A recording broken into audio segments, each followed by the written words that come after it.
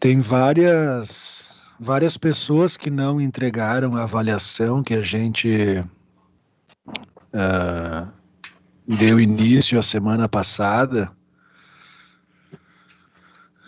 Boa noite, professor. Boa noite.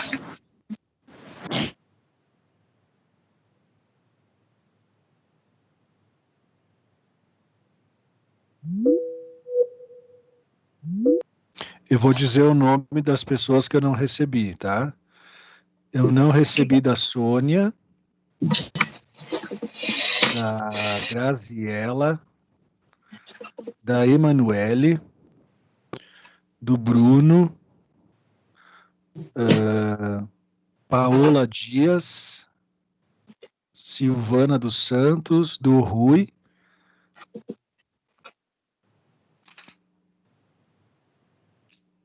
Só.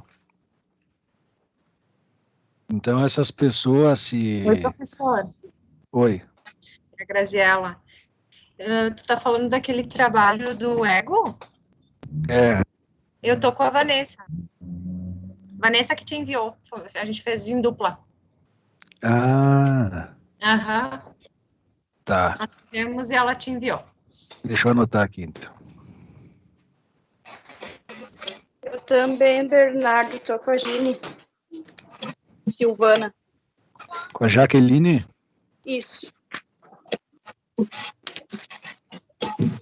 Professor, eu te enviei o meu da Silvana, que a gente fez em dupla, e o da minha outra colega. Daí eu mandei no mesmo o e-mail. Uhum. E a Sônia? Emanuele?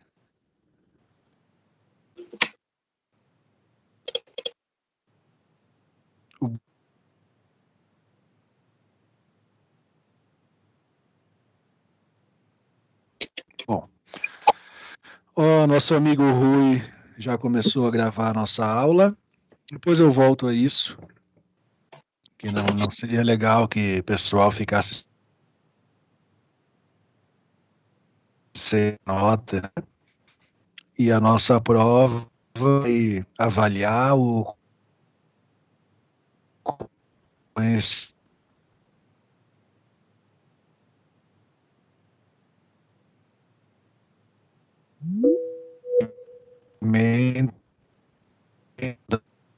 da nossa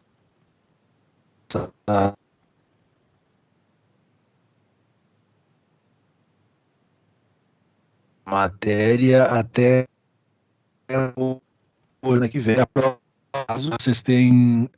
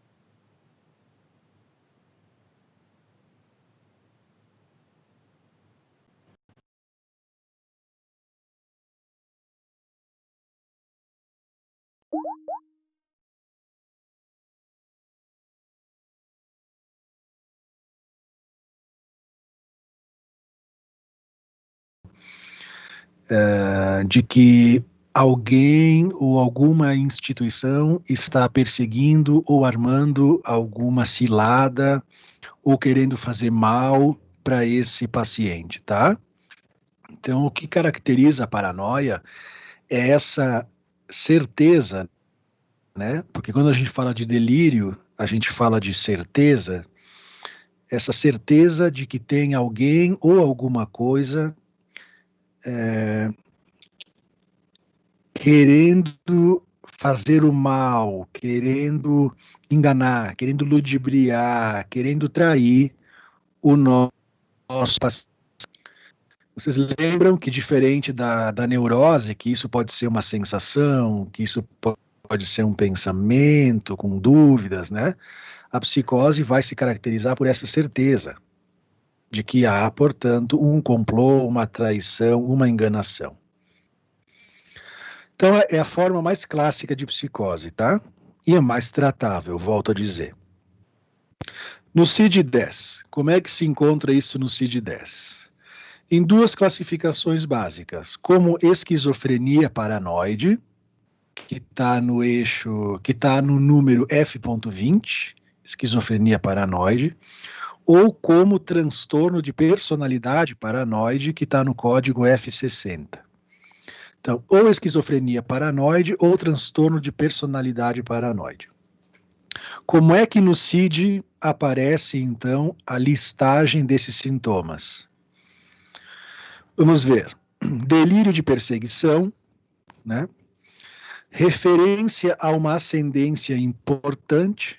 Então, o paranoico geralmente se refere a ter uma origem, né, e um lugar no mundo de importância, ciúmes exacerbado, vozes alucinatórias que ameaçam o paciente ou lhe dão ordens, sensibilidade excessiva a contratempos e rejeições. Então, o paranoico é muito sensível a confrontações, né, se incomoda rápido, se perde a paciência logo, tendência a gerar rancores persistentes, recusa a perdoar injúrias. Então, são pacientes que guardam muitas mágoas, muitos rancores, com muita dificuldade de perdoar as ofensas que sofreram. São pacientes que têm desconfiança ou tendência a distorcer os fatos e colocar sempre a sua própria interpretação acima das outras interpretações. Então, o paciente paranoico entende que o mundo é conforme ele interpreta. Combativo e obstinado senso de direitos pessoais. O paranoico é alguém que se sente, portanto, sempre numa posição de merecer e reivindicar os seus direitos, né? É alguém que está sempre na posição de vítima do outro, portanto, tem que fazer valer a lei. É alguém que tem suspeitas recorrentes e sem justificativas com respeito à fidelidade do parceiro. Então, é alguém que, mesmo que o mundo externo não apresente nenhum elemento que possa justificar a sua insegurança, a sua sensação de estar sendo traído, de estar sendo vítima de uma infidelidade conjugal, ele tem certeza que está sendo. Então, portanto, entra ali a franja delirante da estrutura, e uma tendência à autovalorização excessiva, uma tendência a se colocar como sendo muitas vezes alguém muito importante, tá? Temos isso no CID e no DSM, que é o nosso código americano, né? No DSM, coisas muito parecidas. Suspeitas sem fundamento, dúvidas infundadas acerca da lealdade dos outros, tendência a interpretar significados ocultos nos gestos e nas situações. Então, o paranoico tem uma tendência a achar que tudo tem um sentido, que tudo tem um significado. É alguém que guarda rancores persistentes, de novo, e suspeitas recorrentes quanto à fidelidade do cônjuge. Então, assim, no CID e no DSM estão descritos esses que são os principais sintomas, os principais traços da paranoia. Vocês vão ver que todos eles se referem a essa impressão de estar sendo enganado, traído, ludibriado, né? Roubado. Agora, entrando para a parte mais etiológica, a gente vai ver que o termo paranoia, pessoal, ele vem do latim, então ele há muito tempo é usado para falar, de certa forma, da loucura, tá? Para falar desse movimento psíquico contrário à razão, então ele muitas vezes foi usado para falar do louco, né, da pessoa que perde a razão. Esse termo, historicamente falando, foi estabelecido por Kraepelin, final do século XIX, né, e tem essa característica, né, de se organizar através de um sistema delirante constante e inabalável. Então, é um sistema constante e inabalável de certeza. Mas, diferente das outras psicoses, essa patologia não prejudica a cognição, não prejudica a memória, não prejudica as capacidades intelectuais. Então, a capacidade cognitiva não fica prejudicada, como no caso da esquizofrenia, né? Que o paciente perde essa condição de forma mais significativa. Então, a vontade, a ação, a capacidade de trabalhar, a capacidade de estudar, a capacidade de se relacionar não fica prejudicada. Mas o seu delírio continua ali dia a dia. Existem 3 formas clássicas de delírio paranoide, né? Que são o delírio de grandeza, né? O delírio de reivindicação, que é esse de pedir justiça, né? Ou que lhe devolvam o que lhe roubaram, e o delírio de ciúmes. O delírio de ciúmes, certamente o mais comum.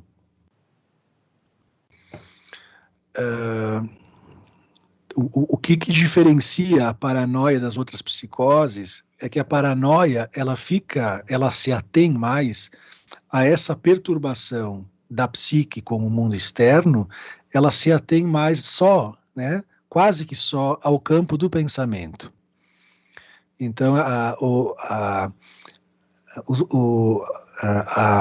o canal senso-perceptivo, né, alucinações visuais, alucinações táteis, não é muito presente, né? São mais delírios e alucinações, às vezes, auditivas, de ouvir vozes. Não passa muito disso, que é o que facilita, né, o trabalho com esse paciente, porque ele está mais no campo do simbólico, no campo da linguagem, que as outras psicoses. Então é mais pensar coisas que não existem e ouvir vozes. Né, a paranoia acontece porque você sabe que o psicótico é um sujeito que ficou preso no campo narcísico dessa relação com o outro, né? Como não entrou o terceiro de forma simbólica, ele fica preso nessa relação com o outro, então ele está todo no campo narcísico, no campo do eu, né? E acontece que na paranoia, esse eu, isso que nós chamamos de eu, e que é uma imagem, e que é uma ficção, que é um engodo, fica super investido pela libido narcísica, e a pessoa acaba vivendo esse eu como sendo muito grandioso, e portanto que todo mundo quer pegar alguma coisa, que todo mundo quer pegar um pedacinho, que todo mundo quer invadir, roubar, né, enganar. O eu fica muito vivido como sendo o centro do mundo, compreende? O eu fica mega investido pelo narcisismo do sujeito. Então ele tem a sensação de estar sendo invadido, de estar sendo de que estão lhe passando a perna, porque ele vivencia muito o mundo ao redor do seu umbigo.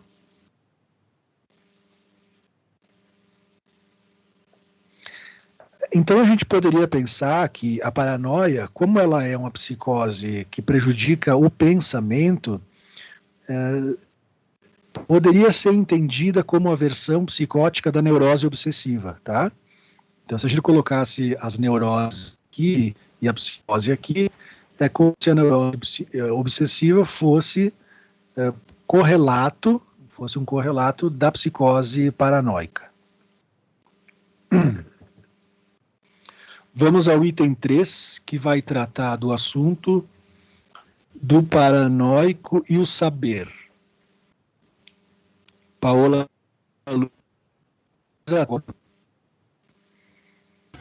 Sim. Tá bom. Estou acompanhando o contexto também. Tu conhece algum paranoico? Eu tenho um tio do meu namorado que é bem, assim, ele não convive muito com a gente, colocou câmeras em casa, tá? Mas não é diagnosticado, assim, mas ele diz que o namorado de uma mulher, o marido dessa mulher, persegue ele, que fica cuidando da casa, que vai roubar, mas é bem complicado. Eu vi ele poucas vezes, assim, porque ele não é muito tá bom. de falar. Parece ser, portanto, um paciente paranoico, né? Professor, Sim. por gentileza, é aquilo que você falou sobre a neurose obsessiva em relação à paranoia. Você pode repetir que eu não consegui copiar? A neurose obsessiva, né, Fátima, não sei se tu lembra, ela é uma neurose que produz uma perturbação no pensamento, né? Uhum. Ou seja, o pensamento obsessivo, o pensamento com ideias intrusivas, os rituais. Então, seria de pensar que a psicose paranoica, a paranoide, seria a versão psicótica da neurose obsessiva. Então, digamos assim, se o neurótico obsessivo se tornasse um psicótico, ele iria ser, então, um paranoico, né? É essa correlação ali. Já que é o pensamento que aparece a maior parte da perturbação. Ok, obrigada. E agora, a gente vai para o item 3, estudar a relação do paranoico com o saber. Então, a gente vai ler ali no material, que é esse tipo de convicção. Então, o paranoico tem convicção que ele está diante do verdadeiro objeto. Não um outro, não uma aparência, mas o verdadeiro. Isso faz com que o paranoico não tenha uma relação de crença com as coisas. Não tem uma relação de eu acho, me parece que, talvez seja, né? Que é a questão da crença. Ele tem uma relação de certeza, tá? Porque ele busca a certeza, o paranoico. Podemos então dizer que na paranoia tudo se torna signo. Vocês lembram que a gente viu isso na aula passada, né? Que o signo é essa colagem do significante com o significado. Então, no paranoico, tudo se torna signo. Se torna signo, pessoal, quer dizer que tudo tem significado. Que tudo tem um significado. E ele quer saber de tudo. Quer dizer que todo sinal, todo olhar, todo gesto, toda fala, toda ideia tem que ter algum significado, seja ele manifesto ou seja ele oculto, mas tem um significado.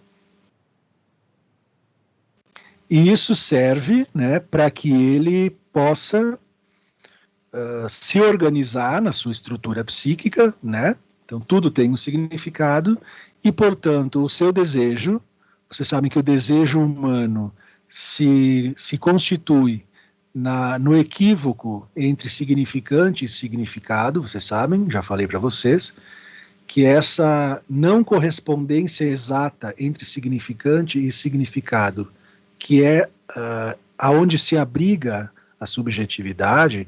Como ele cola isso, a sua posição de sujeito fica forcluída. Forcluída, vocês já sabem também, que é fora da possibilidade de apropriação simbólica do furo. Então, o paranoico acredita que existe a verdade, né? Uma questão bem psicótica. Acredita que existe a verdade. Acredita que é possível saber a verdade sobre a verdade. O paranoico acredita que a gente pode alcançar a verdade sobre a verdade. Por isso é alguém que não para nunca de buscar o sentido daquilo que foi enunciado.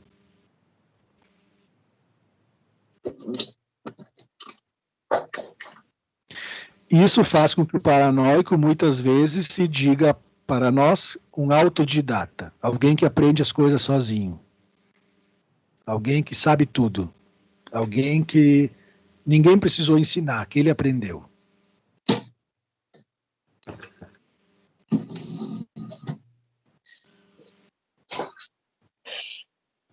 Isso se dá metapsicologicamente falando, porque a libido, né, que foi desinvestida do material forcluído, retorna tudo sobre o próprio eu.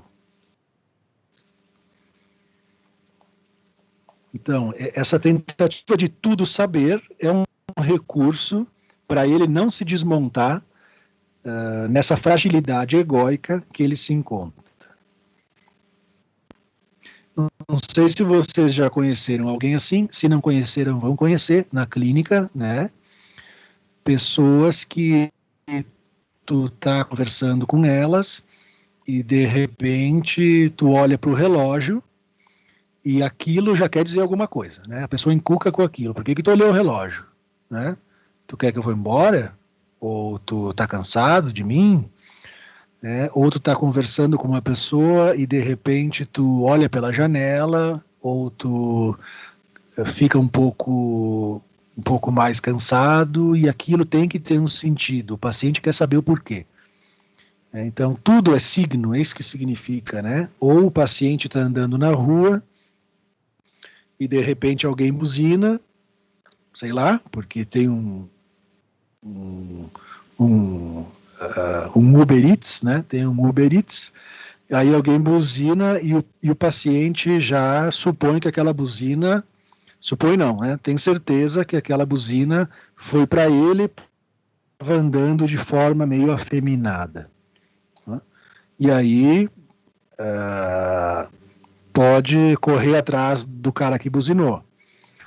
Ou vamos ver um paranoico no trânsito, alguém atrás acha que ele freou muito brusco, aí ele buzina, e aí esse que freou brusco buzina também, e isso começa a gerar uma ideia de que aquela pessoa está perseguindo ele desde que ele saiu de casa, e que está fazendo isso porque, no fim das contas, ela é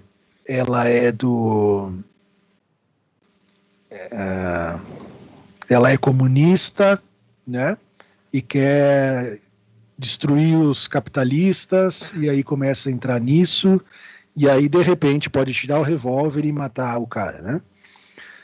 Então isso é assim, posso confirmar para vocês que funciona assim, é muito difícil para quem não passa por isso entender, mas muito dos assassinatos tem a ver com isso, né? Tem a ver com toda uma construção que um paranoico fez na sua cabeça a respeito de um gesto, de um olhar ou de uma fala que a pessoa não tinha intenção nenhuma, né, de fazer com que aquilo fosse entendido daquela forma. Então é bem difícil, né? Principalmente o delírio de ciúmes, né?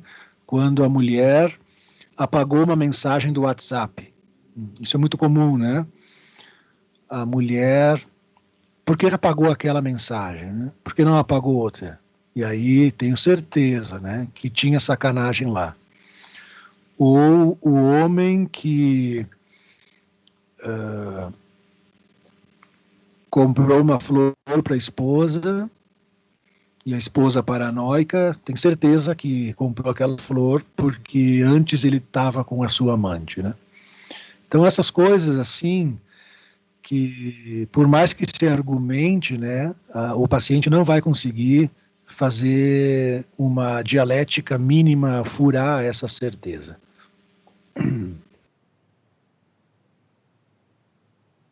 Estou falando para vocês, mas tem um outro elemento que a gente pode estudar sobre esse objeto que é eleito como o persecutório. Então, o objeto persecutório não é qualquer um, não é qualquer coisa. Quando eu falo objeto, estou falando da pessoa, tá? O objeto persecutório não é qualquer um, mas é sempre alguém que foi ou é superinvestido pelo paciente. É alguém que está sendo investido pelo eu ideal do paciente, que está sendo investido pelo eu ideal do paciente, como se esse outro eu fosse uma versão narcísica de si próprio, né? Como se fosse uma especularização desse paciente paranoico. Então não é qualquer um que persegue, mas é sempre alguém que eu, de alguma forma, inconsciente, idealizei, ou suponho que tenha aquilo que eu perdi, alguma coisa assim, tá? Então é sempre alguém potente, é sempre alguém viril, sempre alguém fálico que vai perseguir. É uma representação do ideal do paciente, o perseguidor. Então aquela questão do cara que matou o John Lennon, né? O John Lennon era um ídolo para ele. Então, primeiro, para ser um perseguidor, precisa ser um ídolo, precisa ser carregado de libido do paranoico. O problema é que a culpa vai ficar sempre do lado do perseguidor. Então, o paranoico, por mais que ele esteja errado muitas vezes, mas a sensação que ele vai ter, ou melhor, a certeza, é que a culpa é sempre do perseguidor. Então é sempre o perseguidor que começou, é sempre o perseguidor que está fazendo coisa malvada, é sempre o perseguidor que é do mal. E isso coloca o nosso paranoico numa posição de inocência para sempre. Ele é um inocente, né? Ele é um inocente porque aquilo que é ruim do seu lado interno, aquilo que são os objetos maus que pertencem à sua psique, por causa da estrutura forclusiva da sua forma de defesa, vai ser situada sempre como pertencente ao outro, né? Então esse é o mecanismo clássico da paranoia, que é o mecanismo de projeção. Aquilo que eu não consigo inscrever como sendo meu, né, as coisas ruins que eu penso, as coisas ruins que eu sinto, o ódio, a perversão, a vontade de matar, né, a vontade de estuprar, tudo que é ruim que está dentro de mim, o paranoico vai sentir vindo do outro, que é o mecanismo da projeção. Isso pertence ao outro, isso não pertence a mim. Eu sou puro, né? Eu sou puro, eu sou do bem, e é o outro que me quer comer, é o outro que me quer matar, é o outro que me quer enganar, é o outro que me quer roubar. Esse é o mecanismo paranoico. Compreendem isso, né, pessoal? Aquilo que eu não suporto, que é meu, eu projeto no outro. E aqui a gente pode imaginar milhares, né, de formas de ficar um monte de maldades, né, um monte de crimes. Só que isso não é porque a pessoa não quer se dar conta que é dela, é porque ela não consegue saber que é dela, diferente de um neurótico.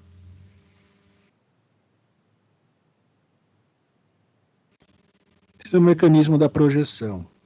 mecanismo da projeção, né, é justamente esse mecanismo primitivo que a gente encontra nos bebês, primitivo, né, em que o bebê ainda recorre ao mundo como aquilo que é prazeroso e aquilo que é desprazeroso. Tem uma fase na vida do bebê onde ele passa a compreender o mundo entre aquilo que dá prazer e aquilo que não dá prazer. E aquilo que dá prazer, ele sente como parte do seu eu, e aquilo que não dá prazer, ele sente como parte do mundo do outro, parte do mundo lá fora. Então ele divide o mundo entre o bem e o mal, entre o bom e o ruim, e o paranoico fica funcionando nessa lógica infantil.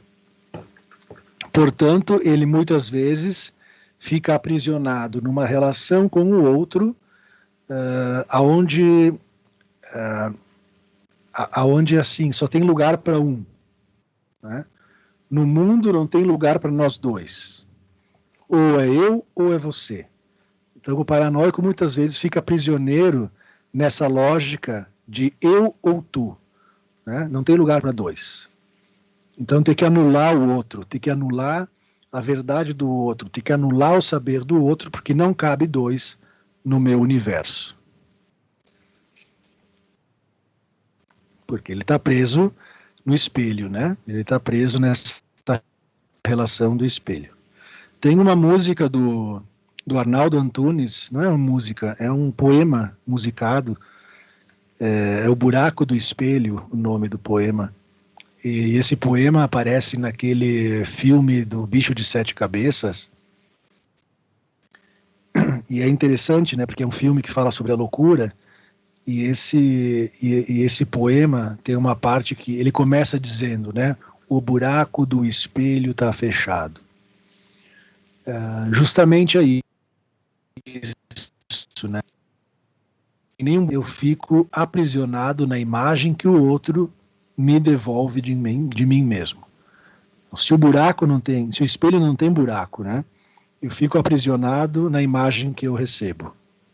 Portanto, se tu pensa diferente de mim, eu tenho que te matar, né? Portanto, se tu crê em uma coisa que eu não creio, tu tem que sumir. Hoje a gente vê isso muito nessa disputa de esquerda e direita, né? Então não tem a possibilidade de relativizar os saberes, né? É um só que está certo.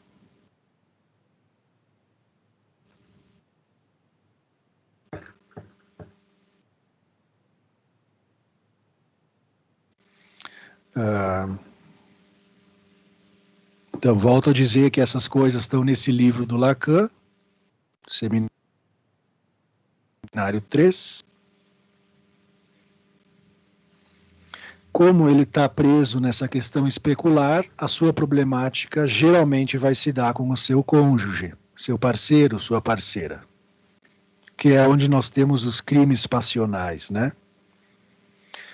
O paranoico e seu parceiro. Então, a mulher do paranoico ou o marido da paranoica sofre muito,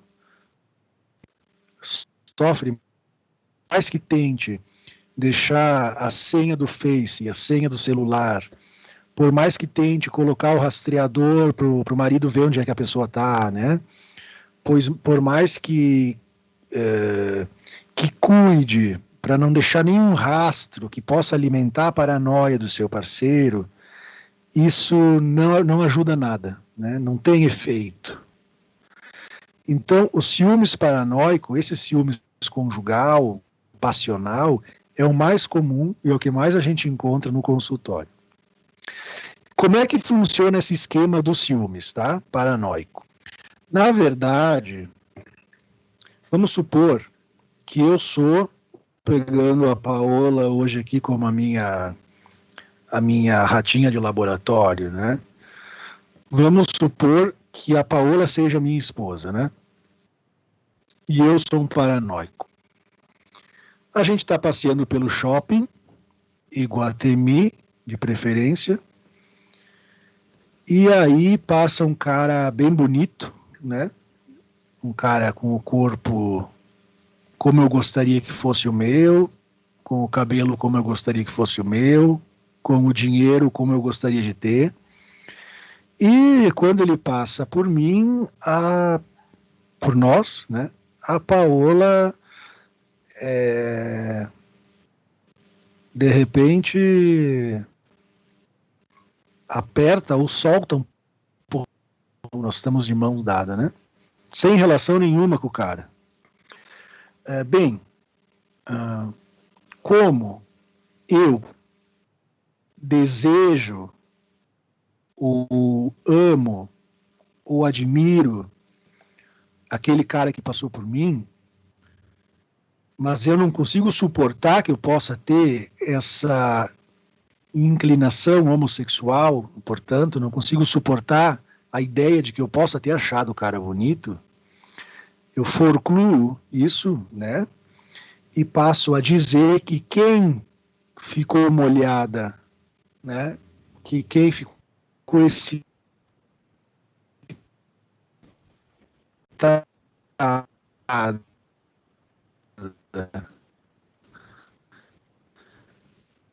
suou a mão e que quando passou foi a Paola. Isso e jogou na sua parceira. Então é a sua parceira que desejou o cara. É a sua parceira que ficou excitada. Tá? Esse é o mecanismo paranoico. Então não sou eu quem desejou, é a minha mulher. Tá? Então a questão está toda na projeção, né? É ela que desejou aquele corpo musculoso. Eu não. Então eu vou matar ela e matar aquele cara. Problemas, né? Problema seríssimo, ainda mais quando o paranoico acredita, né, que ele e sua parceira, no caso eu e a Paola, podemos fazer um par perfeito. Podemos fazer de 2, 1. Podemos construir um ser único. Nós dois vamos virar uma só carne, Paola. Né? Nós dois vamos virar um só ser. Você e eu vamos compor uma unidade perfeita. Então, para nós, que ele não consegue ficar um minuto sequer achando problemas, né? Ou seja, quanto mais perfeito a gente supõe e tenta fazer alguma coisa, mais paranoico a gente fica. Quanto mais perfeito eu tento ser como psicólogo, mais paranoico eu fico. Quanto mais perfeito eu tento fazer a minha relação com a minha esposa, mais paranoico eu fico, porque a falta sempre vem. Se não vem de um lado, vem de outro. Então o paranoico começa a querer vasculhar até os pensamentos da sua mulher. Porque pensar, sonhar também é traição. Né? Se ela viu um cara na TV, já me traiu, né? Porque desejou estar com ele. Bem, né? Vocês sabem que isso é impossível, né? A gente sempre, mas de uma forma ou de outra, se sente seduzido, se sente capturado por alguma coisa, alguém, alguma situação. Não quer dizer que a gente traia, né? Mas o paranoico acredita tanto no par perfeito que ele vai querer controlar o pensamento, os sonhos do seu parceiro. É horrível, horrível. Vocês veem, né? É um delírio, né? De que o mundo pode existir sem falhas, né?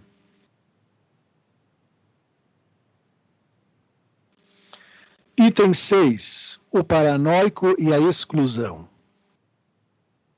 Então, quando alguém surta, né? Quando alguém surta. A paranoia sempre se dá em situações onde o sujeito se encontra em lugar de exclusão, lugar de deslegitimização, lugar de fora da lei. A posição de exclusão, de não pertencimento, é, portanto, a fonte de todos os sintomas paranoicos.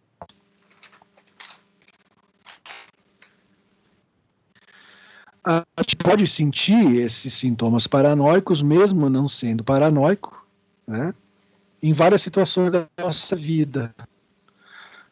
Quando a gente tem a sensação de estar sendo avaliado, de estar sendo observado, quando a gente tem a sensação de que as pessoas estão rindo de nós, a gente está tendo uma experiência do que é ser um paranoico, né?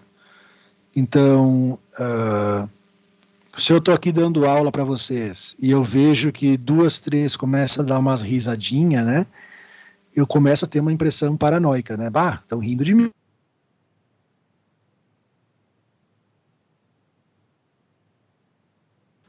Com o cabelo meio mal penteado, começa a ter uma experiência paranoica. Quando a gente vai apresentar um trabalho na faculdade, né? E a gente tem a sensação de que lá no fundo da sala as pessoas estão cochichando. Ou quando a gente bota uma roupa muito justa e aí a gente sai na rua e aquilo parece que os outros ficam olhando, né? Ou quando a gente tem uma espinha no meio da testa e a gente vai para uma festa e parece que todo mundo vê a espinha da gente. Isso é a sensação paranoica, a sensação de exclusão, de estar fora do contrato, estar fora da lei, estar fora do acordo coletivo. Portanto, o paranoico tem uma vontade muito grande, né, de fazer parte da lei. Só que ele vai atrás da lei jurídica, da lei dos homens, né? Não da lei da linguagem. Professor, Então, temos muitos paranoicos no direito, por exemplo, né? Sim.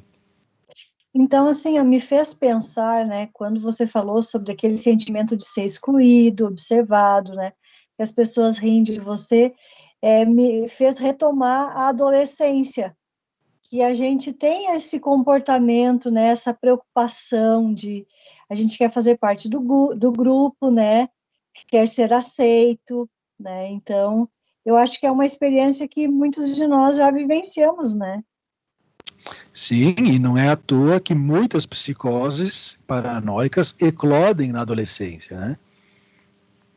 Muitas paranoias. Como? Depois, mas isso passa depois ou ameniza-se no decorrer da amadurecimento? Tem, por exemplo, tem psicóticos que até a adolescência, sem apresentar problemas na sua estrutura, e na adolescência entram num processo paranoico, né, e aí não sai mais, né? Por quê? Porque a adolescência, ela é justamente esse momento onde as bordas do nosso eu, ou a forma com que a gente se reconhece no espelho, ela se fragiliza, né? A gente não consegue mais ter certeza de como é que é o nosso corpo, como é que é o nosso pensamento. Então a gente fica com uma sensação de que o outro facilmente pode criticar, de que o outro facilmente pode ver problemas, porque a gente está num processo de instabilidade grande, né, da imagem corporal. E a psicose, ela justamente é isso, né?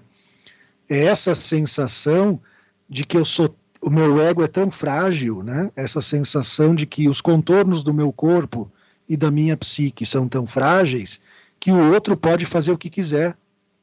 Pode implantar um chip, né? O outro pode mexer nos meus pensamentos, ou de que podem fazer um trabalho para eu perder o meu emprego, que qualquer força vai mudar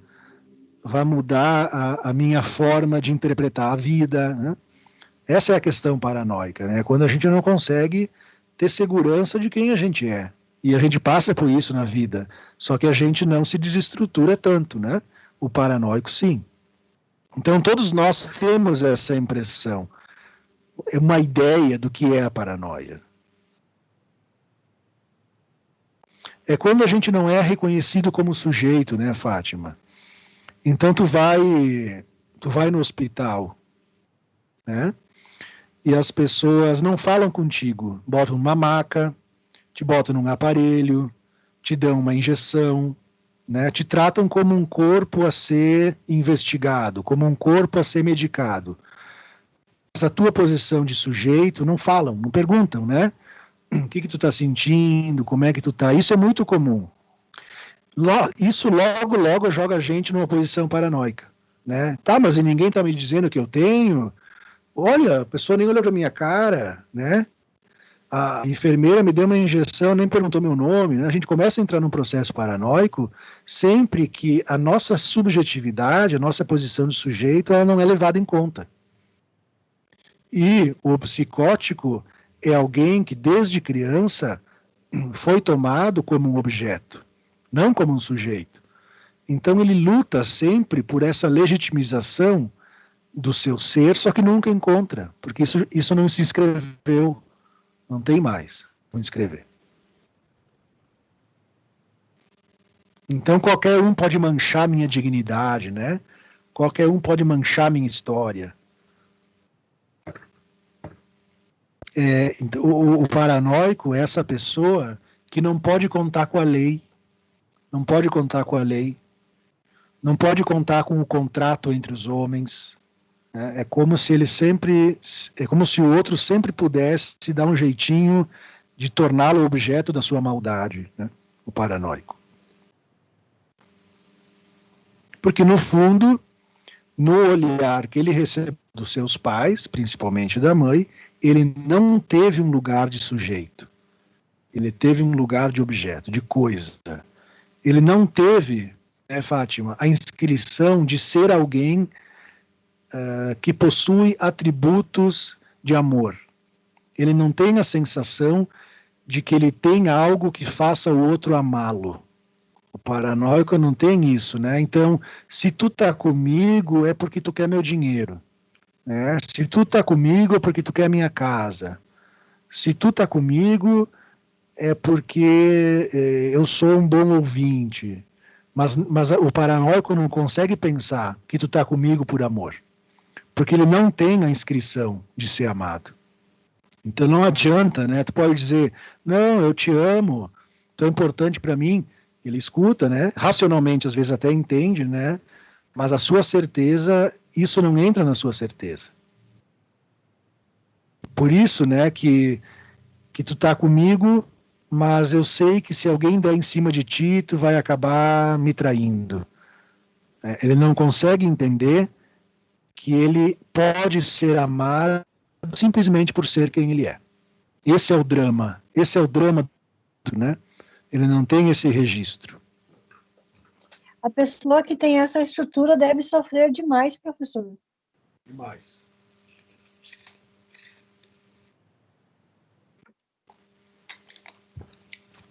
Quando eu atendo pacientes assim, é muito doloroso, né? Porque muitas vezes tu na vontade de ajudar a pessoa, tu apresenta argumentos muito sensatos, né, de que pode entender de forma diferente, né, mas não tem jeito, tá? Um outro ponto para pensar a paranoia é a partir da questão da feminização. A feminização em psicanálise, tá? Não vamos misturar com outras coisas. A feminização é o lugar que a gente ocupa quando a gente não está marcado pela questão viril, tá? Então a nossa vida, com a questão fálica, né? Então a nossa vida, de todos nós, a gente às vezes se situa no lugar de quem tem o falo e às vezes a gente se situa no lugar de quem é o falo. A gente vai variando, né? A feminização é o lugar castrado de quem não tem o falo, portanto, o lugar de quem é o falo, né? São posições fantasmáticas. Só que na psicose, o feminino, né? Portanto, essa posição que remete ao objeto, não está marcada pela castração. Não está marcada pela castração quer dizer que quando o paciente paranoico, né, psicótico paranoico, ocupa um lugar de passividade, um lugar de feminização, ele surta. porque não tem ali a marca, tá? Então, sempre que o paciente é posto numa posição de feminino, né, como o seu feminino não é castrado, ele se desorganiza. E essa posição a gente vai chamar de S2, né? A posição de estar em relação ao gozo do outro. Por isso que o paranoico sempre tem a impressão de que ele pode ser tratado como mulher. O homem ser tratado como mulher, como se os outros homens quisessem transar com ele. E por isso, para se salvar dessa sensação de que o outro quer feminizá-lo, ele precisa provar, sem cessar, a sua masculinidade, a sua virilidade. Então, o paranoico geralmente é um cara muito viril, assim, muito macho, né? Porque ele precisa provar, sem cessar, a sua virilidade. Quando é posto numa posição mais feminizante, surta. Então, os paranoicos muitas vezes têm a sensação de que alguém quer possuí-los como uma mulher, quer estuprá-los, né? Todos nós ocupamos uma posição feminina na primeira etapa da vida, que é a posição de masoquismo primário, né? A nossa posição infantil primeira é de masoquismo primário, é de ser um objeto para o gozo do outro, né? É de servir ao outro, todos nós, mas o psicótico vivencia isso sem a castração. Portanto, a vivência de ser engolido, de ser devorado, de ser invadido é muito forte.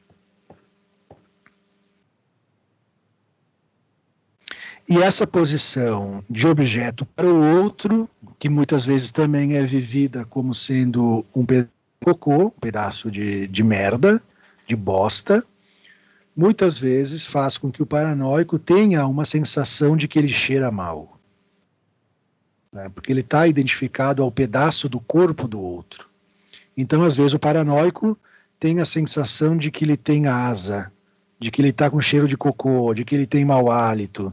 Ele tem a sensação de que ele tem cheiro de podre, paranoico. E muitas vezes ele acaba enfiando o dedo no cu para cheirar, para ver se o cheiro é do cu dele, né? Às vezes vocês podem ir visitar um hospital psiquiátrico e vocês vão ver, né, os paranoicos enfiando o dedo no cu e cheirando, porque eles querem saber de onde vem aquele cheiro ruim. Que na verdade é uma alucinação olfativa, né, que representa o seu lugar de dejeto no campo do desejo do outro, de ser um pedaço de cocô. Já viram um paranoico enfiando o dedo no cu?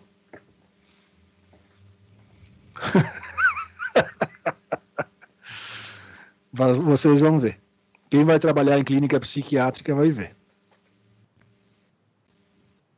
Ou cheirando o cocô, né? Essas coisas aí.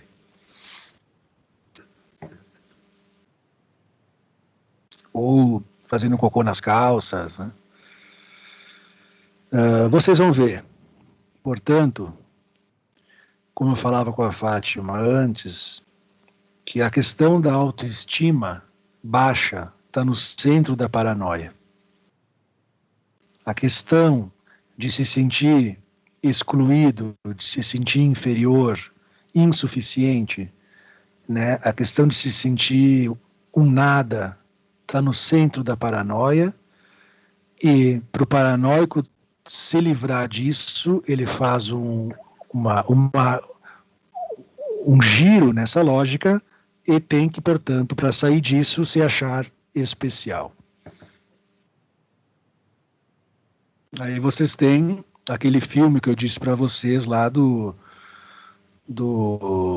tem vários filmes sobre paranoia, né, para a gente estudar, mas aquele filme do Cisne Negro é bem isso, né?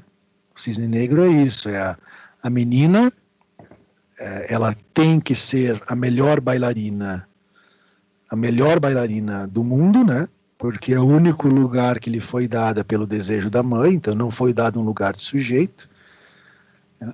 E aí ela começa a se sentir perseguida por uma série de coisas, e a única forma que ela tem é de se transformar realmente, né, na grande bailarina, né?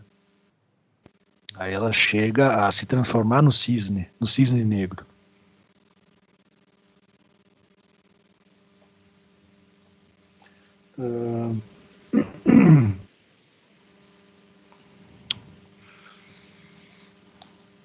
Vamos à questão central da paranoia, que é a paranoia e o pai.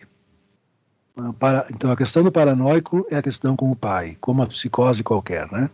Também como as neuroses, né? Mas a paranoia tem uma problemática maior com o pai. Por quê? Então, quando a gente faz clínica, quando a gente escuta os paranoicos, quando a gente conduz análise de paranoicos, a gente vai ver que esse nosso paciente é alguém, geralmente é alguém, que ficou muito submetido a uma figura paterna violenta, invasiva e humilhadora. Então, o paranoico conta a sua história para nós e nós vamos encontrar uma infância onde esse menino, essa menina, ficou muito tempo submetida a uma autoridade muito rígida, muito invasiva, muito dura, tá? Então ficou à mercê, né, de um grande outro violento, abusador, de um grande outro, né, que toma o corpo do outro com a sua maldade. Então é um grande outro que ao invés de dar amor, né, invade com a sua autoridade excessiva, tá? Então é um grande outro muito brabo, é um pai muito brabo, muito violento, é um pai muito exigente. Esse é o grande outro do paranoico, é o pai do paranoico. Mas esse não é o pai do nome do pai, né? Quando a gente fala em nome do pai, a gente não está falando desse pai. O nome do pai é aquele significante, né, que permite que se abra uma abertura nessa relação do sujeito com o outro. E esse pai do paranoico não é um pai marcado pela castração, né? Não é um pai marcado pela falta, mas é um pai que propõe ao filho imperativos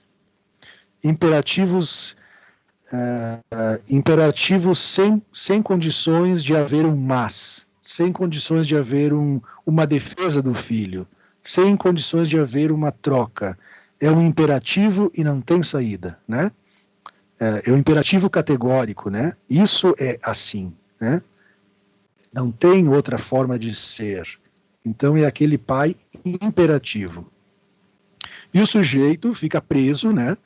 Fica totalmente à mercê dessa figura e vai interiorizar isso como seu supereu, né? Então vai ter um superego igual ao superego paterno e vai ficar submetido, portanto, a um supereu também extremamente imperativo, extremamente autoritário. Então ele vai incorporar um supereu também, né, que faz dele objeto do seu gozo.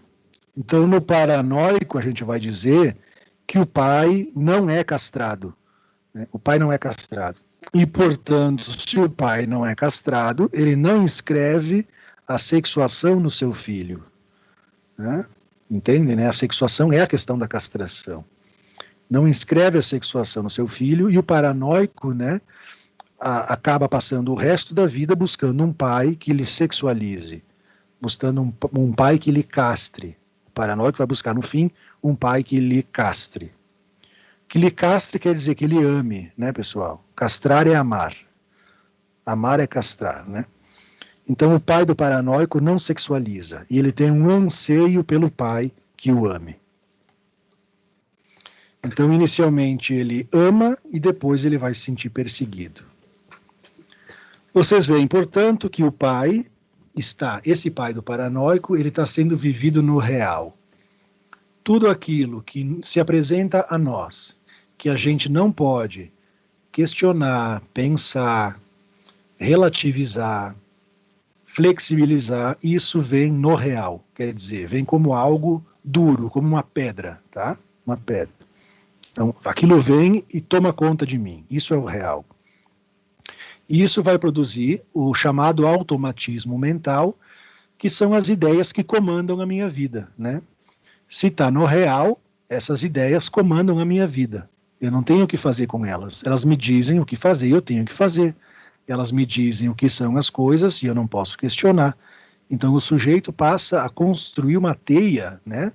Aonde os pensamentos mandam nele, dizem a verdade para ele. Ele passa a ser parasitado por esses pensamentos, por esses mandatos, né? Por essas verdades. São cadeias de pensamento independente, insistente e que não são dialetizáveis. Compreendem, né? Isso são afirmações sem contradições. Então vocês veem que o paranoico vive um mundo solitário. Ele está sozinho. Ele está sozinho no mundo. A sensação de estar sozinho no mundo é o que gera paranoia. Por exemplo, se eu jogar a Paola numa floresta, sem ninguém, ela vai entrar num processo paranoico, porque ela vai sentir que ela não tem ninguém a quem recorrer, e que está ela e o mundo selvagem. Ela está no meio dos leões, das cobras, dos mosquitos, das árvores, dos jacarés, né? E ela não tem ninguém a quem recorrer. Isso é uma metáfora, né? Então ela vai em um processo paranoico. É a sensação de estar totalmente só. Ou eu jogo a Silvana no meio de uma favela no Rio de Janeiro, né? E ela não tem nenhum recurso com quem conversar, a quem pedir ajuda, a quem pedir uma orientação. Ela vai entrar num processo paranoico. Isso, simbolicamente falando, é não poder contar com o pai, é não ter a marca do pai, né?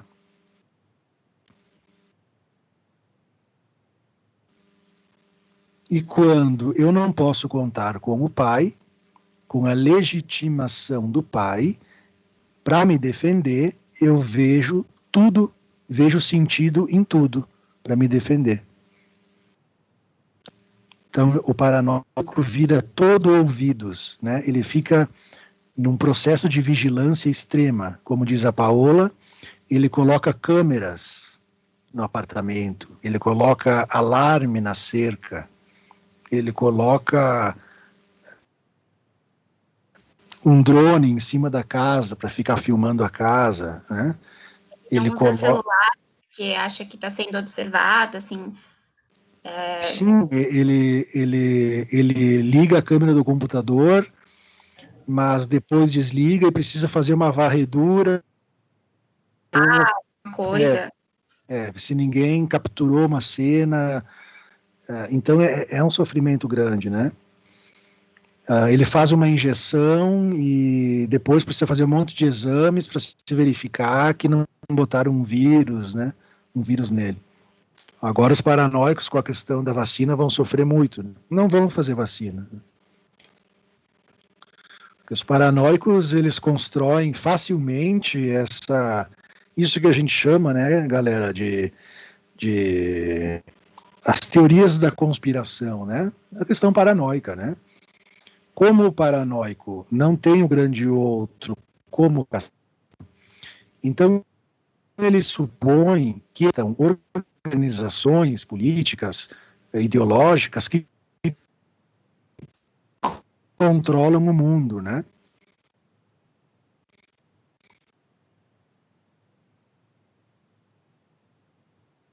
Rockefeller supõe que eles constroem a ideia de que os maçons, né? Os maçons têm os segredos e manipulam a mente das pessoas, ou de que os comunistas estão armando um movimento através da internet, né? Eles constroem esses sistemas paranoicos, né? Só que isso não existe, né? Não existe por quê? Porque todo mundo é castrado. Todo mundo e toda organização tem falta. Então não tem como, né, existir aqueles que manipulam a nossa vida. Ninguém manipula nada, né? Tá todo mundo fudido igual.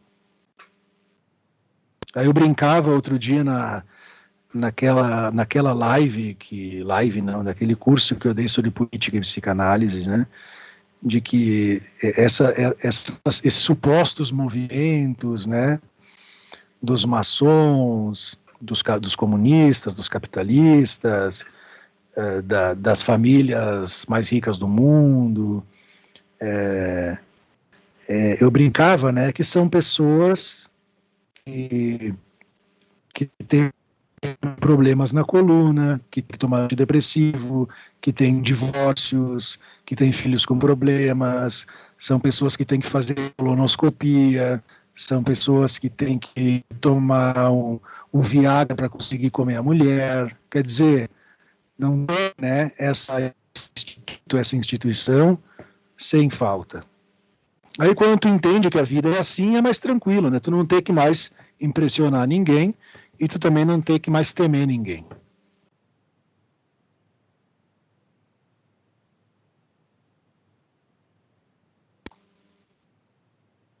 E é muito legal, assim, quando a gente escuta um paranoico ouvindo vozes, isso dá para observar, que ele escuta as vozes que são dele, né? Então, quando um paranoico está ouvindo vozes, dá para ver no seu aparelho fonatório que ele mexe a boca, que ele mexe a laringe, né? Que ele está falando aquilo que ele acha que é uma voz na sua cabeça. Que ele sente como uma voz. É a sua voz, só que não reconhecida como sua. Vou dar mais um passo bem importante agora, para a Graziela Maria Save me acompanhar, e principalmente o Natan Pires, que é sobre a clínica da paranoia, que é o trabalho da gente com o paranoico. Então, eu selecionei aqui algumas referências importantes sobre o nosso trabalho com esse paciente, sobre o que fazer e o que não fazer, e começamos com o que não fazer. Importantíssimo não querer dissuadir o pensamento do sujeito. Então, se ele apresenta um delírio para nós, a gente não vai querer dissuadir. Dissuadir, a gente não vai querer mostrar que aquilo é loucura da sua cabeça, como a gente conversava semana passada. Se a gente fizer isso, a gente vai entrar na série dos perseguidores. Se a gente quiser dizer para ele que aquilo lá é coisa da cabeça dele, então nós também vamos ser um manipulador, um perseguidor. Ah, tu também, né, quer dizer que eu tô pensando coisa errada, tu também quer me manipular, né? Então, não dissuadir os pensamentos. Na transferência, ao invés de dizer assim, vamos supor que o paciente teve um pai muito cruel, né? Na transferência, um sujeito neurótico iria dizer para nós, às vezes tu é tão cruel que parece o meu pai. Às vezes tu lembra o meu pai nesse jeito de falar. Mas o paranoico vai dizer, você é cruel. Você é sádico. Então a transferência é direta. Né? Não é assim, eu sinto que às vezes tu é meio malvado comigo, né, Bernardo? Não. Vem com a transferência direta. Você é cruel. Você quer me manipular. Você quer me enganar. Apontando o dedo, né? Você é outro que vai tirar meu dinheiro. Me devolve o dinheiro. Então a transferência é maciça. Se a gente fizer isso, ou mesmo não fazendo, muitas vezes a gente vai ficar na posição de perseguidor, de malvado, né? E a gente precisa aguentar isso, sem querer dizer que não somos, né? Porque a gente está ali e precisa suportar ser um recipiente, ser um recipiente para esse ódio que ele localiza no outro. Então o paranoico vai dizer que a gente é mal, que a gente está enganando ele, que a gente está traindo ele, que a gente está falando dele para os outros, que a gente está de conluio com a esposa, né? E a gente precisa suportar isso, né? Conseguir ter jogo de si pouco essa paranoia, mas precisa aguentar, tá? Porque isso é necessário para o tratamento. Então, esses pacientes, muitas vezes, acusam o terapeuta de incompetência. Tu não está me ajudando, né? Acusa de incompetência. E o terapeuta precisa aceitar a sua incompetência, porque ele é incompetente, né?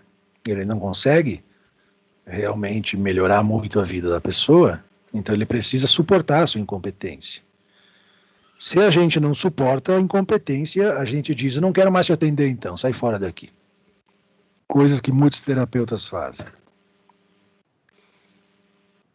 Se a gente quer ser muito poderoso frente ao paranoico, ele vai nos agredir. Então não temos que desafiar a interpretação que o paciente tem dos fatos. Muito pelo contrário, né? A gente precisa validar, muitas vezes, validar o delírio. Validar quer dizer escutar e se interessar,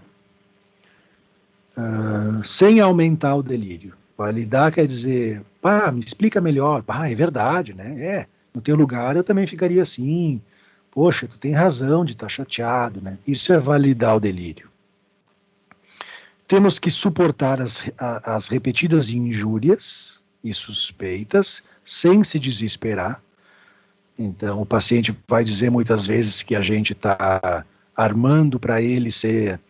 eu sei que tu está armando para eu ser internado de novo, né? Eu sei que tu está de combinação com o psiquiatra para me botar numa camisa de força. A gente precisa suportar isso sem se desesperar, porque o paranoico precisa sentir que mesmo que ele coloque a sua hostilidade, a sua agressividade, a gente é profissional e a gente mata no peito isso e a gente suporta isso, tá, pessoal? Ele precisa sentir que a gente aguenta a loucura dele. Então, para nos protegermos da violência, é importante seguir os pontos citados. Citei alguns pontos para a gente se proteger da violência, que é um paciente violento, né? 1. Não desafiar a veracidade do seu relato. Não desafiar o quê? Porque o delírio é uma forma de tentar manter o eu inteiro, né? Então, tu não vai lá tirar o delírio. 2. Deve-se evitar levantar suspeitas e se mostrar bastante profissional e seguro. 3. Evitar demonstrar medo, que nem cachorro, né? Sabem que cachorro é assim, pelo menos quando eu era pequeno me diziam, né? Que se a gente corria, o cachorro corria atrás, ou que o cachorro sente o cheiro do medo, não sei se isso é verdade, mas é a mesma coisa, né? A gente não pode demonstrar medo do paranoico, medo da transferência. Sempre estimular a fala ao invés do ato, né? Então, sempre estimular a fala ao invés do ato. Fala ao invés de fazer. Tá pensando em matar alguém? Me conta como é que tu pensa em fazer.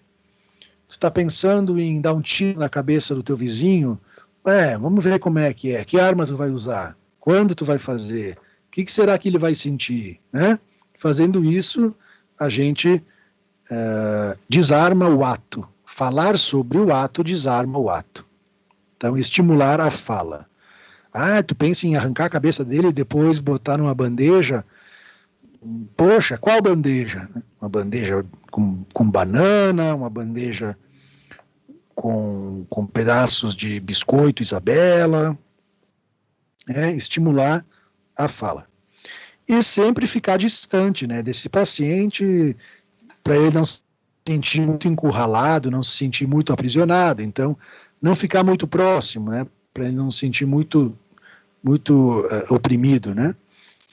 Tá? Então, essas são dicas importantes para vocês sobreviverem à clínica do paranoico.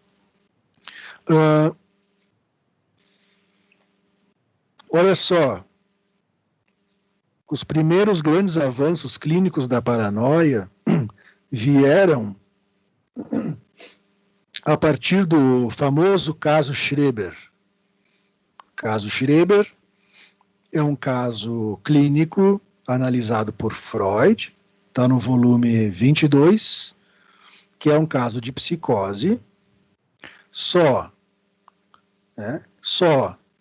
que a análise do Schreber, do Daniel Paul Schreber, ele não foi paciente do Freud, tá? Freud analisou esse caso de psicose a partir de um livro escrito pelo Schreber. Então, Freud toma um livro de Schreber, uma autobiografia, ele toma o livro do Schreber para entender a psicose.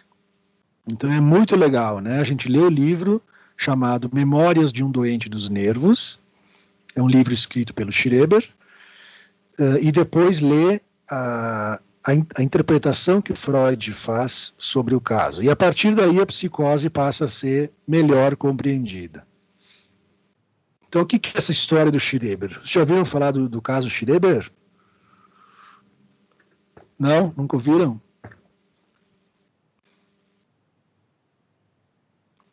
Então é assim, ó. Tinha um cara lá da época do Freud, né? Que era um jurista, ele era advogado, parece. E ele foi internado 1, 2 vezes.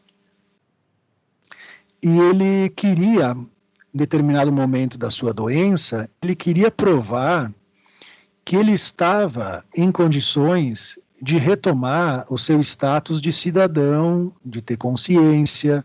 Ele queria provar que ele poderia voltar a ser integrado à sociedade, né? Então ele queria os seus direitos, os seus direitos jurídicos, né?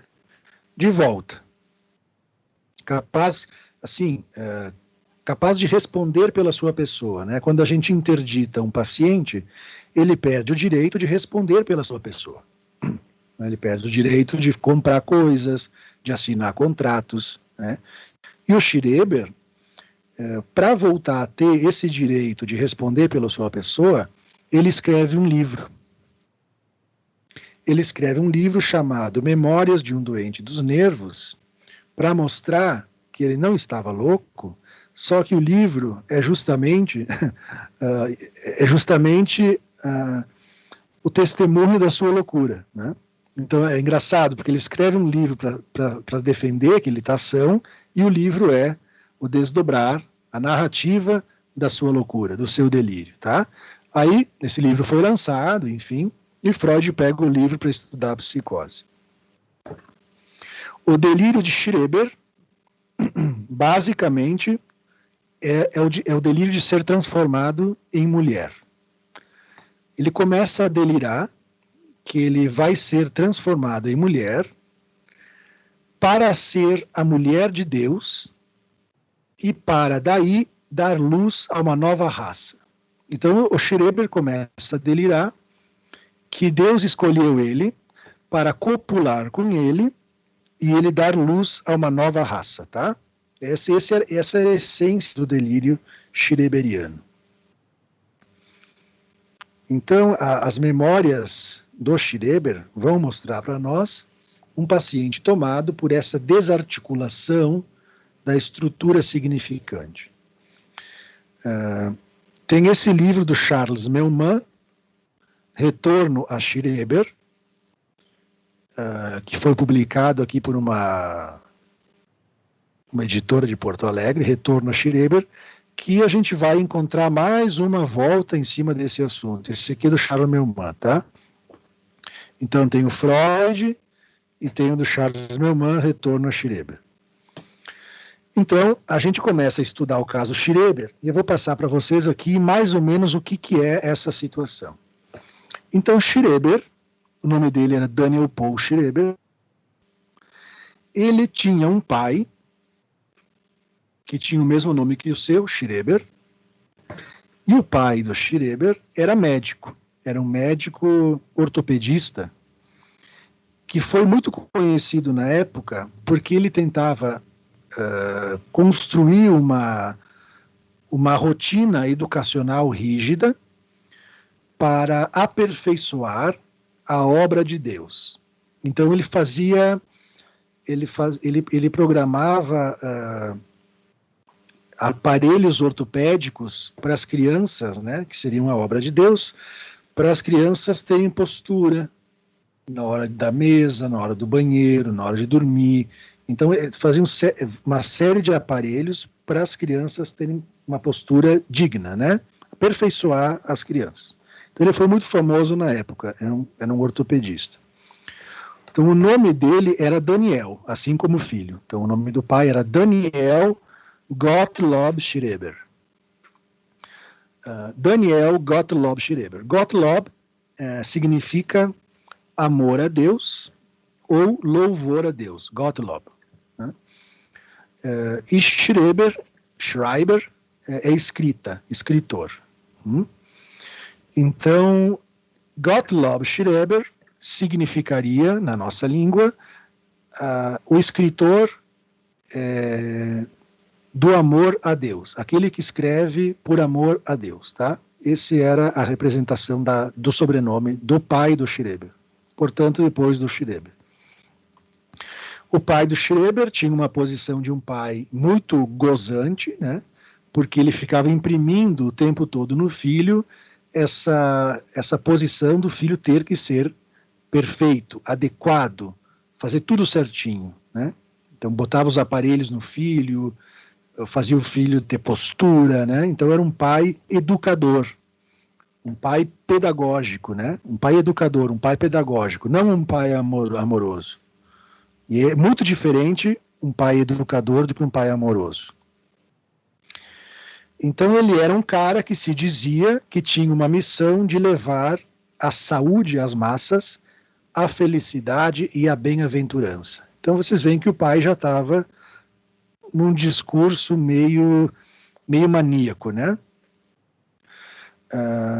Aí acontece que o filho, né? Esse é o pai do Schreber. O filho, depois que cresce, enfim, começa a sua vida.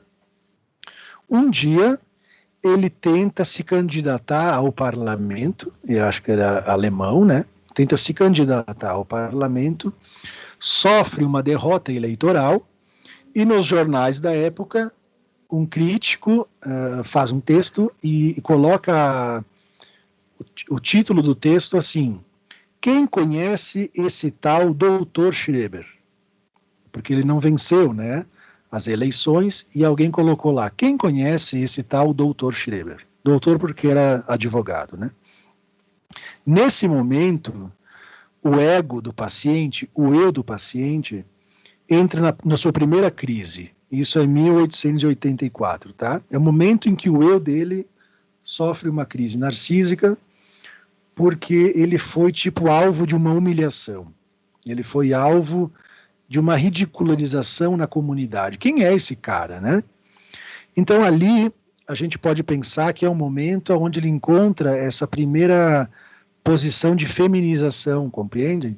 Foi colocado como um objeto, né, do gozo do outro. E aí ele começa a desenvolver sintomas de... Começa a achar que está doente, vai no médico, faz uma série de exames, é internado alguns meses e depois volta. Aí a segunda crise do Schreber, a crise mais séria, veio em 93, né, veio uns 10 anos depois, quando ele foi nomeado como presidente da Corte de Apelação. Ele foi nomeado como um jurista importante, né, pelo rei da Alemanha, acho que é, e não pôde negar. Então ele foi colocado numa posição de ter que responder, né, a alguém que tem a marca do falo, alguém que tem a marca de fazer uso do nome do pai. Né? Quando a gente é colocado numa posição de autoridade, a gente tem que fazer uso do nome do pai. Tá? E aí ele entra na sua grande crise. Aí ele começa... porque o psicótico, né, quando ele é colocado tendo que responder a uma posição de exclusão, de hierarquia, de chefia, ele surta, porque ele não tem esse recurso para dar conta disso. Então, nesse momento, ele surtou. Ele também, nessa época, queria ter filhos e não estava conseguindo ter filhos. Então, a sua questão viril foi posta à prova também, não conseguia ter filhos. estava num processo de sobrecarga de trabalhos e não estava conseguindo fazer valer o seu nome, né, o seu posto. Então ali ele começa a psicotizar. Tá? Começa a psicotizar. E aí ele começa a ser internado e não consegue mais voltar à vida laboral, não consegue mais trabalhar. Isso tudo está no livro, né? Isso tudo está no entendimento psicanalítico, mas isso também está nas suas memórias, na sua bibliografia. A gente chama isso de injunção fálica. Então as pessoas não psicotizam em qualquer momento, elas psicotizam quando elas são obrigadas a ocupar um lugar fálico, tá? Muita gente psicotiza quando se torna pai, né?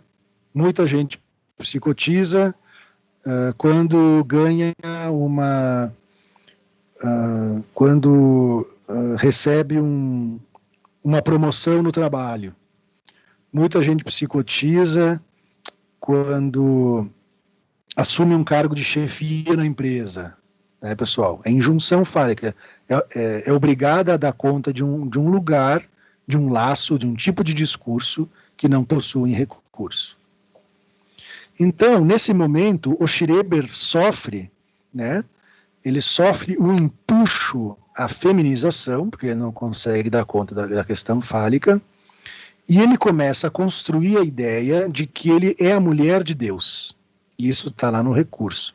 Então ele passa a ser a mulher de Deus, ele passa a sentir no seu corpo, nos seus nervos, a energia de Deus emanando para o seu sistema nervoso.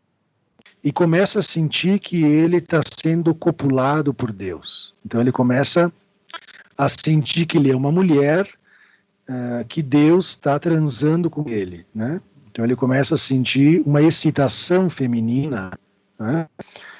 Aonde Deus está utilizando ele para construir uma nova raça. Ele vai dar luz a uma nova raça.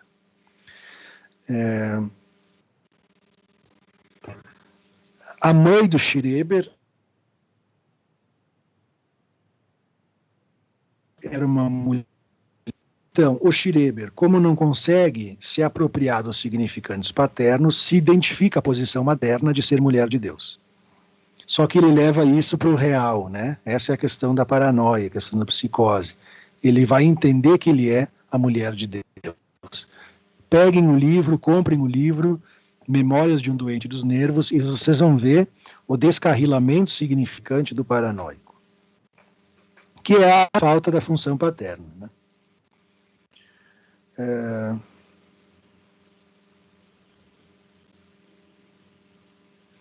Nesse sentido, a sua posição de ser mulher de Deus ajuda ele a organizar um delírio, né? Então ele constrói todo um sistema delirante para reconstruir o grande outro, aonde ele é a mulher de Deus e vai dar luz a uma nova raça. Isso organiza ele escreve o livro e consegue voltar à vida relativamente normal, claro, sem trabalhar, sem conseguir funcionar na sociedade de forma produtiva, mas esse delírio organiza o nosso paciente.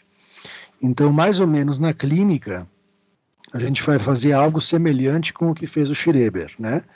A gente vai ajudar o paciente a reorganizar uma narrativa que ajude ele a recobrir essa falta no simbólico com um delírio viável. A gente viu isso semana passada, né? Se o paciente consegue construir uma narrativa delirante viável, relativamente aceitável, aonde ele não precisa gritar aos quatro cantos, né, do mundo que ele é a mulher de Deus, onde ele possa apenas dizer isso para ti, terapeuta, e para um ou outro amigo, ou fazer um livro, né, onde ele consiga organizar o seu sistema delirante de uma forma não tão problemática, não tão patológica, a gente já fez um grande avanço, tá? Então, volto a dizer, estudem Schreber, estudem a estrutura da psicose, estudem a paranoia, porque vocês vão encontrar cada vez mais isso na clínica. Bom, semana que vem Quinta-feira temos a prova vem até o fim dessa aula, e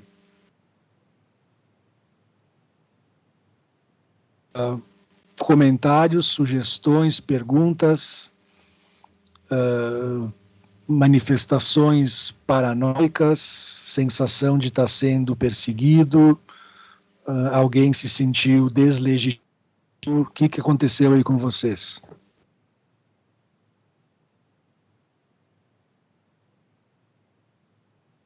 Tenho 2 perguntas. Tá me O ouvindo? Aaron, Oi. tu sempre participa das aulas, mas eu não te conheço. Deixa eu ver a tua cara aí, Aaron.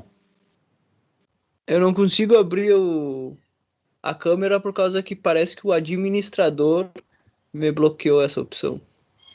Deu uma Eu não sei polêmica essa semana, né? Porque um professor pediu para a aluna abrir a câmera e a aluna disse que não podia porque estava nua, e aí o cara falou que se ela abrisse ele dava meio ponto, e aí deu um bafafá. Deu um bafafá. Tu viu essa, Aaron? Não vi. Mas tu... não é o teu caso, então. Não, na verdade não tá aparecendo nem a opção para ligar aqui agora. Porque parece que ele atualizou e saiu a opção de abrir a câmera. O que tu queria perguntar? Tá, era 2 perguntas. Na transferência, tu fala pro paciente qual a estrutura mental dele, se é neurótica, psicótica, e se na transferência ali, naquele exemplo do paciente tá relatando que quer matar alguém. E aí tu fica com a impressão de que ele realmente vai cometer aquilo. Acabou a consulta e tu ficou com a impressão que ele vai realmente fazer aquilo. O que a gente faz no caso? A gente, numa questão ética, a gente relata para uma autoridade policial? Como é que funciona? Olha, eu vou te falar da minha experiência, tá?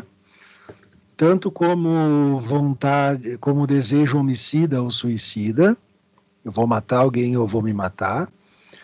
A receita, Aaron, é estimular ao máximo que ele conte em detalhes como ele pensa em fazer, quando ele pensa em fazer, por quê, o que ele está sentindo, o que ele imagina que isso vai produzir na sua vida, se ele acha que vai resolver mesmo as coisas, como é que ele acha que a outra pessoa vai viver isso, a família da outra pessoa, né?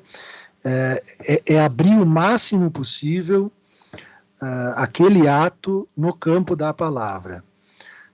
Se a gente sente que o paciente está muito próximo de cometer isso, tu diz, mas então tu vai para casa, se tu quiser falar mais sobre isso, me manda mensagem, tu vai se oferecer para escutar ele em qualquer momento, né, do dia em que ele pode sentir esse impulso, faltar alguém, vai abrir isso no campo da palavra. Se tu quiser falar comigo de madrugada, tu liga para mim, tu me escreve, né?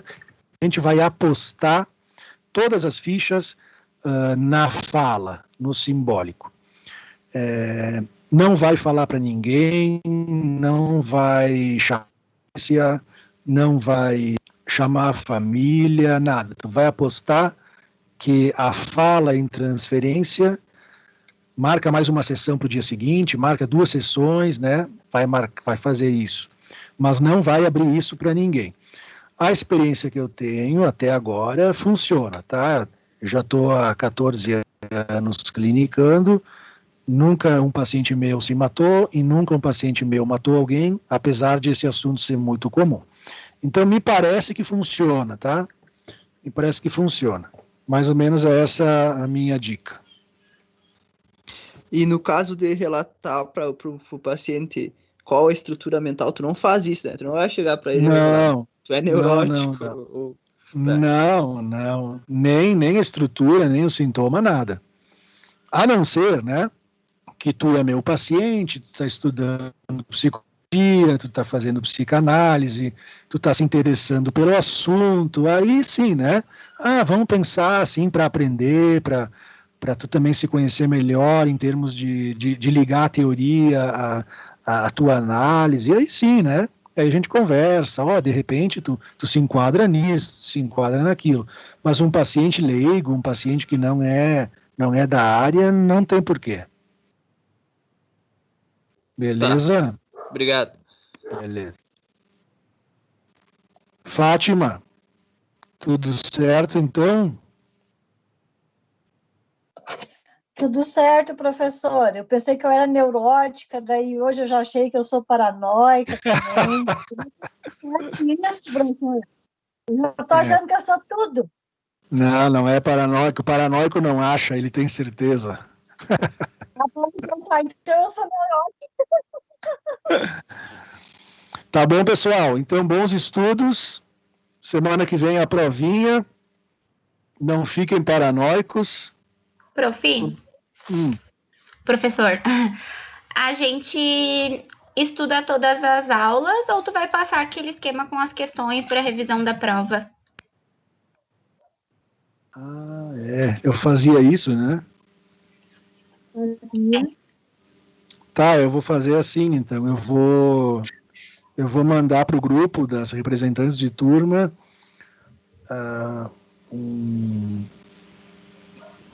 Ou os tópicos para a gente estudar? Vou mandar os assuntos, os tópicos para estudar, e depois as perguntas vão ser em cima daqueles tópicos, então. Tá. Tá bom? Aí vai ajudar a gente bastante. Obrigada. Isso aí. Tchau. Rui, depois tu me manda a gravação, tá? Tchau, bom final de semana. Tchau. Beijo. Tchau. Boa noite. Tchau. Tchau, boa noite. Boa noite para todos. Tchau, boa noite.